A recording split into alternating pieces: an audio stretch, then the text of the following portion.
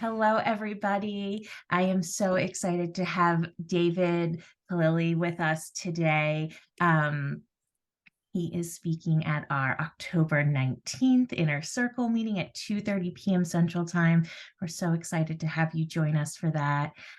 David, thank you so much for joining me today. And I'm going to dive right into the questions. Cool. If you'd Yeah. like to introduce yourself, as well as kind of share a little bit about your background and what brought you here with me today.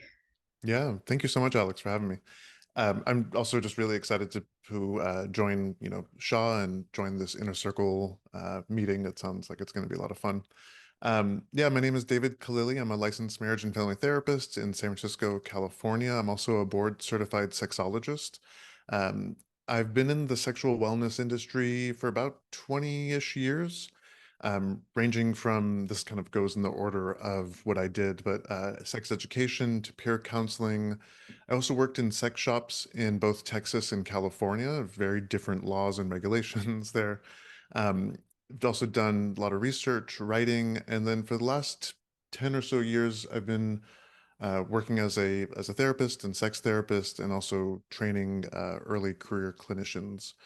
I recently founded Rouse Relational Wellness, which is a group practice in San Francisco. We are a sex and relationship therapy practice that focuses mainly on queer and BIPOC communities. We're looking at addressing shame, anxiety, and loneliness. And we just want people to feel good. Like our tagline that I'm kind of playing around with is mental health support that yums your yum. Um, and Oh, then I also started Rouse Academy, which is our kind of a educational and training arm. And so it has on-demand courses for therapists and couples or people who just want to learn about sex and relationships and anxiety. So yeah, thank you for having me. yeah, thank you. So, what interest really brought you into the sexuality field to begin with? Yeah, I actually, you know, both of my parents immigrated to the States. My mom is Catholic, my dad was Muslim. Uh, And that kind of, some people would assume that it was like a really strict household, and in some ways it was, but sex was talked about quite often, and we joked about sex quite a bit.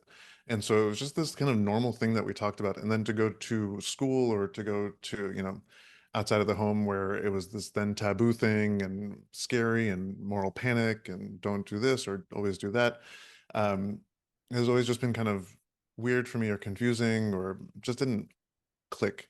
And then I got into the world of psychology and therapy. And um, in an undergrad, I took a sexuality class by a woman who was an older woman from New York, and it was just this amazing class. And she's an amazing woman, and just talked about sex like I was raised, where it was just very normal and direct. Um, and then over time, just looking at my own life, my own relationships, I noticed about how like anxiety and shame were showing up in ways that I didn't want them to be there. Um, and then I'm noticing a lot of other men, other queer men in the margins that were experiencing anxiety and shame. And so I'm really focused on helping address anxiety and shame, specifically amongst queer men in the margins. And then we have other wonderful clinicians here that work with other populations. Um, I've also found that working with anxiety and shame helps reduce harm and consent violations or boundary violations within relationships, because the less anxious you are, the more attuned you are, the more present you are. And so it's just been like this passion that has been building up for me over and over again. And working with guys individually and in groups has been great to just see the some of the changes that they're encouraging themselves to make. Yeah, wonderful. So, what books or podcasts do you always recommend to your clients and peers? And I know this can be situational with different people, but maybe some on the top charts of yours. Yeah, I mean, this was actually a really easy question to answer. Is The Will to Change by Bell Hooks has been this amazing transformational book for myself and many others um, that I know have read it or that I've suggested it to. I've recommended it to my men's groups. Um, I think about it quite a bit when I think about my relationships, but also just like my relationship to business, my relationship to masculinity. She looks at how men are socialized to withhold feelings and withhold love, and then how violence and harm happens from that, and then offers ways that men can work against what she calls the dominator model, and to be more connected and more intimate. And I've just seen how transformational it is for many of the men that I've recommended it to. Perfect. In an ideal world, what's one thing the majority of the population is on board with? I would like, and maybe this is just basic, but I would like people to be more curious. It just opens up to a lot of different things. Just maybe not assume so quickly, to ask questions, um, to be reflective. Yeah, to Yeah, be more curious. I love that. I love that. Okay, and our final question. So your talk this Wednesday is Say Your Nerves, talking about performance anxiety with partners. And I'm wondering what's one objective you hope the audience will take away from your presentation?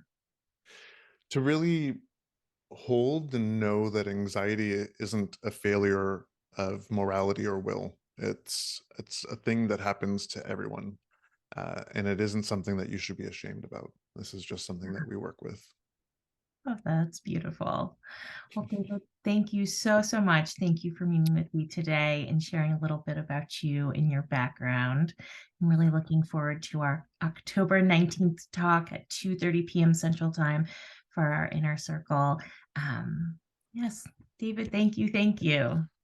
Thank you very much, Alex. I'm really looking forward to it.